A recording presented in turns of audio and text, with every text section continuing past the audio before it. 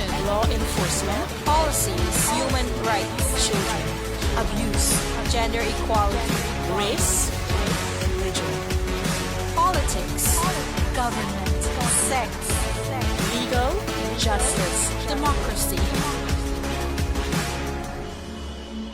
Because Every issue is a woman's issue. Today we're talking about gender-based abuse, particularly domestic violence in Guyana and the world. And I have with me Sheena Henry and Martina Hoalim, two young, lovely ladies who have experiences from different backgrounds, and me. And we hope to bring to you our different experiences, not only that we know about, but that we know about from the news, from other women, from other girls. And what we really hope is that we encourage you to think about the things we're talking about and to know that at the end of the day, we're all one female family and that we should look out for each other. So that's what we want to talk about. So today we're talking about domestic violence and what it is and gender-based abuse. And so many times people think it's a cuff and a slap. Yeah, but it's so much more than that. It's him saying to you, you're not good enough, or would want to tell you about your private parts, and things I'm not even going to mention right now. They are it's really a terrible experience to have, and it's one that could scar you if not treated accordingly or gets in taken the right seriously. help as well. The help. It's about to get real, but uncomfortable real. But you know what? Let's do this. Yeah. I think people think that it's actually very general and not as specific. They think that it's only one being physical when there's actually emotional abuse. There's psychological abuse as well, which is often overlooked. And I feel like, this is one of those platforms where we actually get to really shine the light on it that I'm happy to do.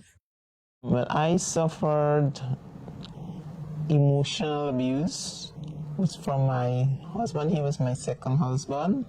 Yeah, he was very, very emotionally abused because because the law came out then that they became very serious. He used to take domestic abuse very seriously, especially on the physical part. So he decided he can be very, very mean and very, very emotionally abusive. He hit me a couple times. He slapped me. And he hit the children also. He would hit the children, them too. They weren't his children, they were my children. Because you see, he had two separate rules. He laid down laws and rules how the children and the house should be governed.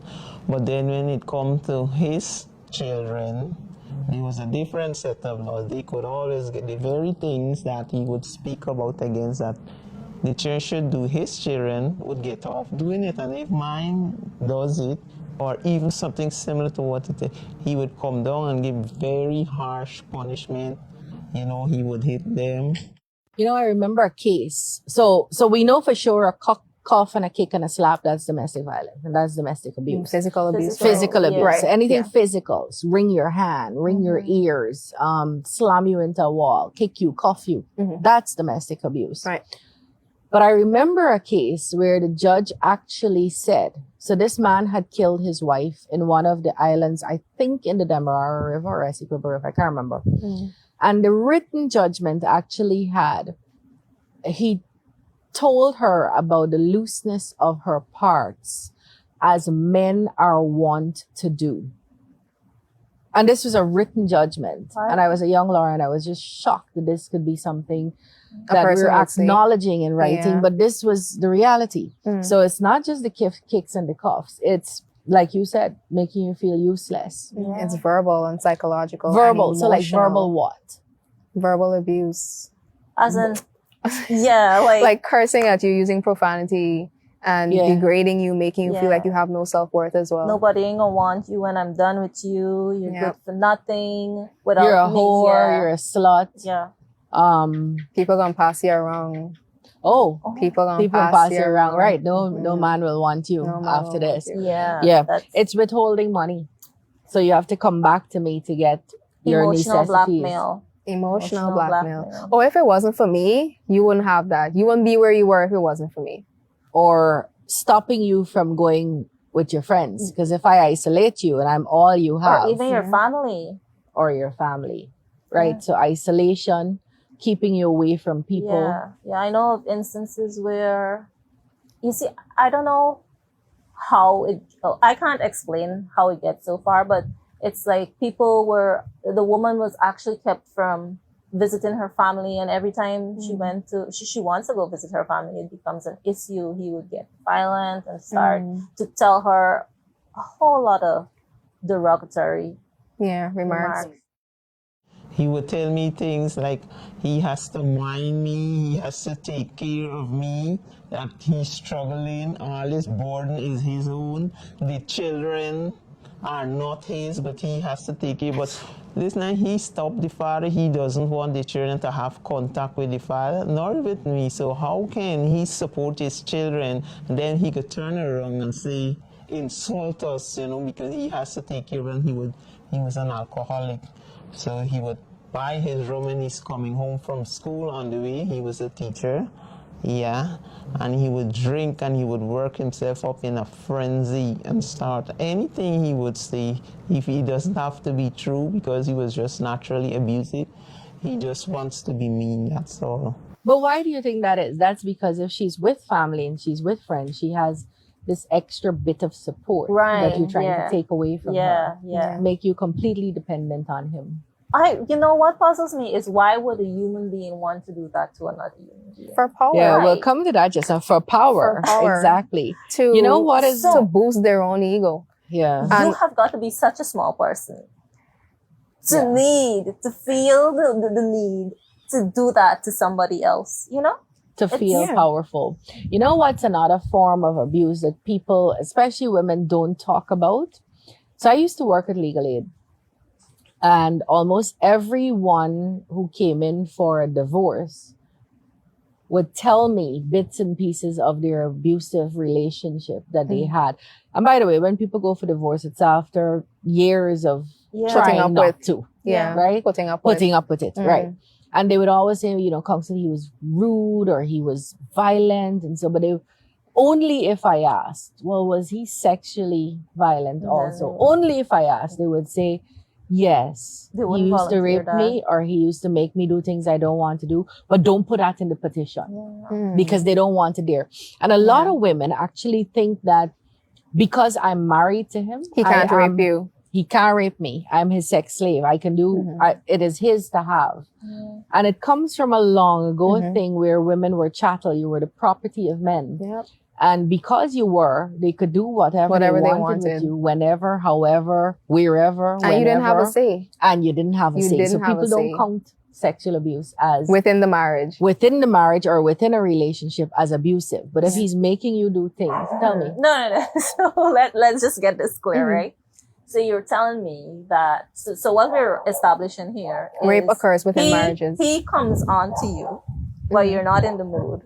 Yeah. And he makes Advances. to you, even though, like, you say no out loud and he's coming on, but you're married to him, so you give in, and that is actually Yeah. Well, anything that you don't want to do, any kind of no is rape. Right. Right? And we now recognize since 2010 that in our laws that marriage consent does not flow from marriage. You still have to have inherent consent. yeah. And so a lot of women would tell you that it's not only him having sex with me when I don't want to, but him forcing me to do different things that I do not want to do, including threesomes and other, different things that people don't want to do, but they think they have to keep their marriage. It's just so sad that people would wait until the situation escalates to such a traumatic ending that, sometimes if you're not lucky, you come out with crippled your hand, you suffered some violent injury. You have things to remind you of. So here's the thing. So we just examined for you what types of behavior would amount to domestic violence and domestic abuse. It's physical, It's verbal, you're a whore, you're good for nothing, you're worth nothing. It is keeping money away from you. It is isolating you from friends. It is sex abuse. It is making you feel worthless and emotionally weak. It is making you dependent on them. So there are various things that are considered domestic violence. He used to withhold money. Even though I work, I cannot spend the money. I have no control of the money I have to give him because he's saying he has to take care of the home, take care of the family, and what I'm working for is not much compared to what he's working for. So he should decide how to spend the money and budget the money. But we never had stuff because he's always drinking every day, every single day. He making sure he's coming home with a bottle of rum, and he would drink, and then he would start abuse, quarreling, cussing into the wee hours in the morning till 2-3 o'clock in the morning. Then you can get to sleep. I had to turn over all the money that I work for. I had to give him. And then the next time after I stopped doing domestic work, we started a business selling sweet meat. I used to deliver the sweet meat in Georgetown, supplying market stalls, and whenever I sell, I have to bring back all this money and give it to him. I have no money to spend on my own. I never used to get clothes, nothing. We never used to get, even his children. Other people had to give them second-hand clothes. All the money he would take, and he would just drink it out. We never used to get anything. No. Oh, we would make sure there is food. Yes, we get food. And that's it. Just that basic. I want to ask you something. Have you ever suffered domestic abuse? Well, I have been in situations and witnessed it firsthand. Based on what you would have said, what we would have discussed there, unfortunately, I'm going to be truthful so that I'm hoping that this will help somebody out there. Yes. And I've known family members who would have been unfortunate to be at the bitter Experience end that of as this well. Yeah. And it's like the stats say, it's 1 in 3 women. 1 in 3. So with the 3 of us here, at least one of us would have been abused at some point. That's just how it is. Yeah. You know, the thing is, some women... Have you? I haven't. You haven't? I haven't. And that's great. You're 22? I'm 23. So I hope you live the rest of your life and you can actually say that.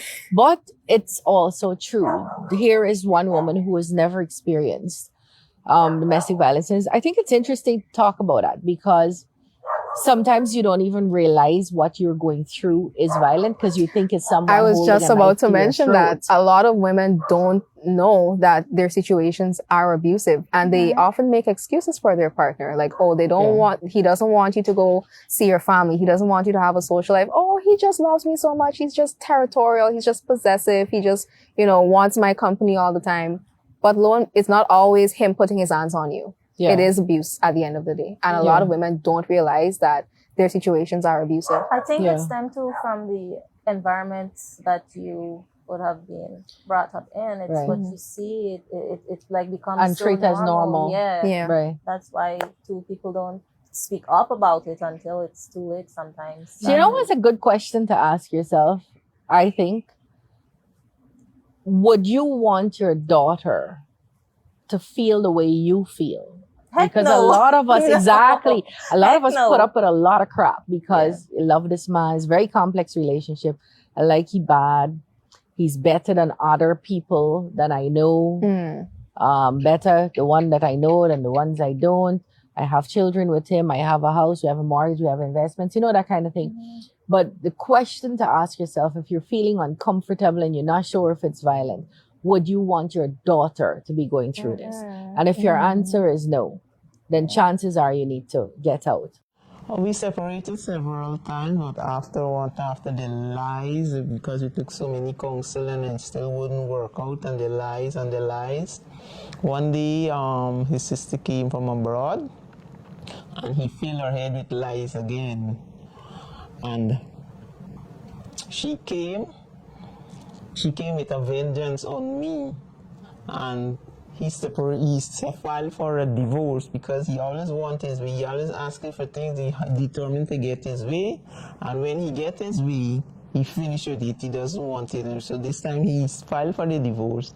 And I was always praying because it's God helped me through this most of all. You see, if you don't have a connection with God, it can be very hard where you lose hope on persons, commit suicide and those things. But because of God, he saw me through this.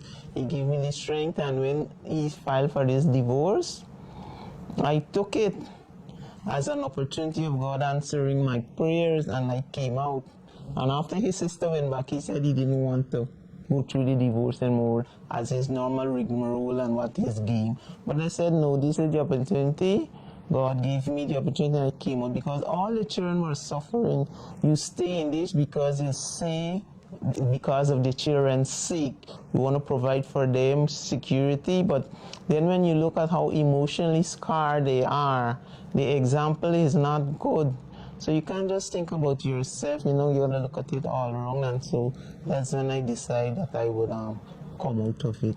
And I did came out of it. I didn't go back. So we talked about the types of domestic violence. Now, who does this happen to? That's the thing. It That's can a good happen to question. anybody. No one is It can- exempt from yeah, abuse. it can happen to anyone. No one is exempt from Your abuse. race doesn't matter, your stature, financial position, none of those things matter. And the age, unfortunately, Yeah. as well. Oh, yeah. Babies who, their parents who grew up in that type of household, their parents beat them for no specific reason. Oh, I'll give you something to cry for if you don't stop crying. And so they pass that on to their children as well. And they think it's normal. Yeah. And it's not. I'm a mixer of Chinese and Indian, yes, and a little bit of African descent, yeah, from down the generation line. So it's interesting. When I worked at, again, Legal Aid, which was based only in Georgetown, we now have Legal Aid in regions 2, 5, 6, 10, 3, and more because it was expanded. But when I was there in pre-2006, Legal Aid was only in Georgetown. And so you had mostly an African Guyanese clientele because it's Georgetown. Mm-hmm. And until I worked there, because I'm Indian, Mm-hmm. and I've only known the Indian experience, I thought that domestic violence was primarily something that happened to Indian women. Mm-hmm. And Indian women from a different educational background. So, because that's what I saw in places where it happened. And you hear there's a saying, cool man, beat the woman. Like those are the things. No. That So lead you I to actually think thought so, but when the worldwide like that. stat is 1 in 3 women around the world. So it's Black women, it's white women, it's Chinese women, it's Portuguese women, Race. it's women, Yeah. Amerindian women, and the whole thing springs from a desire to be powerful and to show who's man. Yeah. That's the whole thing. Who's the boss? Who's the boss in Yeah. this relationship? So it's a power dynamic also. Now, what to do if you are being abused? First of all, they should definitely report it. I think people don't know the extent of what legal assistance is there to help them. Many times I reported him to the police. At one time when he beat my son very badly, I reported him. He got locked up for a couple of days, and then he got released because I had no one to support me. Then the father would not support me as well. He wasn't regular in supporting me, so I had no one really to depend then at that time. So I couldn't do anything, but I had to drop the matter. Yeah. So let me tell you, what would you say people should do before I come in with the actual law? Well, you're gonna come in with the law part and the official help Yeah. and so on that's there, but I think support is important. And the people around you who love and really care for you would help you if you reach out. Like I'm talking about your family, so seek the support from your loved ones. They would help see you through it as well. Yeah. Because oftentimes, as you said, these topics are so taboo. It's like, and the way how society is, it's like we are so ashamed to come out and say, this is what I'm going through, or this is what is happening. Yeah. But I would say, know who your supporters are, who your loved ones are, and seek their help before it is too late. My sister and my sister-in-law, they were very supportive to me. They helped me when I made that decision. They helped me a lot. Yeah, because I didn't have a home then when I just left, they took me in and they supported me until I could get on my feet. Yeah, they supported me. So here is the thing. And like I said, it's a hugely complex issue. You love this person. This is the person who's supposed to be looking after you, but he's pummeling you, making you feel like crap, making you feel like lesser than yourself. But you got children with him. You don't know anybody else. You already left your family. It's very, very complex. Yes, I did love him afterwards when I was hurt and I was angry.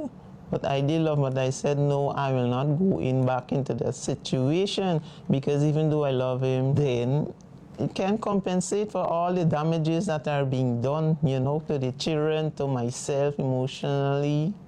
It was very hard, but I made up my mind. And by God's grace, I came out and I started working. Yeah. We have a domestic violence act that became a family violence act. We have various orders that can be made under that act, such as protection order, which stops the person from coming near you within. So the court would say you can't come within 100 yards, you can't come within 500 yards of this person. Order. It's a restraining order. You can get an occupation order, which is actually an order that says you can the victim, the applicant, could occupy this home to the exclusion of the abuser, even if it is his home.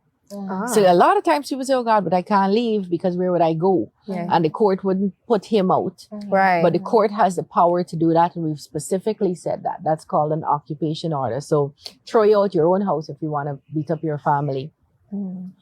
Temporarily, of course, until the matter is resolved and housing arrangements are made. You could get an financial order where he is forced to give maintenance for you and the children. Right. So you could get that order at the same time. You could get custody order temporarily. So if you feel like, oh no, but I can't leave because this man's going to keep my children and they're everything to me. So the law allows you to get all of that. There's also legal aid in most of the regions where you don't have to pay for, or if you do, it's a very small sum, subsidized legal services where you could get help to go to court. We've also done it in a way where you don't even need help. You could go to the magistrate's court yourself. You don't need a lawyer, and you can fill it up and the magistrate will deal with that. And the county clerks will help you fill that up. And then there's help and shelter and other shelters run by the government of Guyana through the Ministry of Human Services, where women are provided with shelter for themselves and their minor children. So you could go and live quietly, safely in a place that nobody knows. Without having to worry. Without having to worry. And you're provided with food, clothes, and all of that. Rooms to stay. Security, which is important, to stay. And then there's a 914 hotline that the Ministry of Human Services runs with the Guyana Police Force, I think, where you call that hotline and you get help. So there is help in all of this. Now, the purists are going to say that I shouldn't ask women to leave, and you shouldn't ask women to leave, that we should tell men to stop. And it's true. To the men I'm speaking who might be looking at this show, I'm saying, how could you say you love somebody and every time you're just hurting them and then coming back to say sorry and have makeup sex and makeup dinners and makeup you know what flowers? I said to that? You are not a rehabilitation center. You are not. Why is the woman, you gotta put up with this or try to get him to change whatever? It's very sorry. No. You know why I stopped? Because it doesn't matter what how you think you'll change him. He has to get professional help. Professional help with psychologists and psychiatrists. And he has to want to change. And he has to want that. You and can't I'm not change even him. sure. Right, off of your own. Right. For sure, you can't just change because you say you want to. Right. Because this is an illness. Before we go, because I see they're telling us to wrap up, I just want to say, I think that, at the end of the day, looking at it as well and how they strip you of your dignity and your self-worth. I just want any woman who is out there, if you're going through something like this, I want you to remember that you are beautiful, you are strong, you deserve so much better, and help is out there for you Yeah. once you reach out Definitely. for it. Yeah, and for me, it's not. Should the man stop beating you? Yes. Should he stop cursing you? Yes. Should your husband treat you better? Yes. Should your boyfriend be kinder? Yes. But you also have a role to play in how you thrive, how Yes, you develop, should be treated. and how you should be treated. So while the purists would say I should ask men to stop, I am asking women to take control of your own lives. Yeah. This is your life. Take control of it. Get out. Put together the things you need to put together to get out. Pack up your little dishes and your little wares and start planning your exit. Reach out for Before support. it's too late. Reach out for support. And before it's too late, for every woman who died, I would say they all, if you had asked them the day before, not died, were killed. Yeah. I would say that if you had asked them the day before, they would tell you something like, nah man, he's knock me, but he gonna kill me. Yeah. He ain't gonna joke me up, he ain't gonna stab Oh, me. he ain't would gonna never kill do me. that. Yeah, Yeah, he wouldn't do that. won't He do don't that. go so far. He don't He's go only so beat far. me every now and then. That's what people would tell you. And I'm Yeah. saying to you that if you see these signs, get out. Yeah. Yeah. Get out. You're worth so much more. And we now have so many opportunities for women where you could go and get yourself educated. You can get temporary jobs. You can get your life. It's going to be a hard decision. It's Yeah. never going to be easy, but It's not like it's easy in the first place if you're in Right. that situation. exactly. It's not easy if you're in it. It's Yeah. probably harder to get out of it, but we're asking you to get out of it because unless he has professional help, he ain't changing. So that's what we want people to understand Yeah. also. And there is help out there for you. There are programs that women could go and become business owners. There are programs where you could be home and studying on the Guyana Online Academy of Learning scholarships. There are programs where you can get 10-day employment. So it's a little bit different now about what is available to you. You can still love me. Your heart is still going to flutter when you see him passing on the road, this handsome man that you gave your everything to. But you owe it to yourself to Yeah. come out of this relationship. And your kids, if you have any. Yeah. as well. Definitely your kids, because then you both Scarring, touched yeah. briefly on children growing up, The thinking that scars, this yeah. is Abuse normal, is but also normal. being scarred by it. Yeah. What to say? A lot was said, a mouthful was said. I just hope that the women who are listening, if you did not know if you were experiencing certain, what's the word? Aspects of violence. Yeah, if you were experiencing certain aspects or characteristics of violence and you were not sure if your situation or your relationship was abusive, we hope that we would have shared or clarified what it is now. And we hope for sure that you do take matters into your own hands, seek the help you get, Yeah. and leave that situation. Help is there. Help Mhm. is there for you, and you deserve to be treated like the queen you are. Yeah, and that's my thing too, that all of us have so much value. You're great mothers or sisters or wives waiting to be for somebody who will actually treat you well, or just a human being who wants to live out your full potential. And you should be able to do that. And to the other women looking on, who, not the victim, not the complainant, but the other women around her who know, don't get impatient. If she complains 10 times, listen to her the 11th time also. Don't say, oh, well, she always running back to him. To the women around, we have to support each other. Yeah. And I want you to know, in us, you have that friend. We're willing to Always. lend an ear.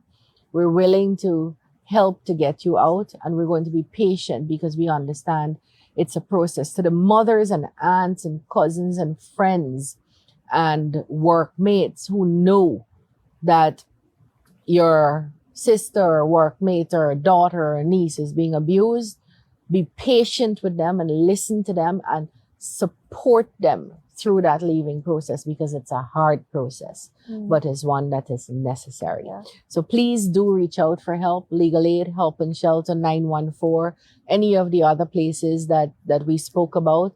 Look to see if some of the things you weren't too sure of that was abusive, but we now told you that it is. Speak to people around you about it and get the help you need. By God's grace, I'm working right now. I'm studying at Carnegie. I'm studying to be a seamstress. I'm always trying to elevate myself. Yeah, I love doing sewing since I was a little girl. You know, yeah, so this is one of my passions. Health, development, education, law enforcement, policies, human rights, children, abuse, gender equality, race, religion, politics, government, sex, legal, justice, democracy. Because Every Issue is a woman's issue.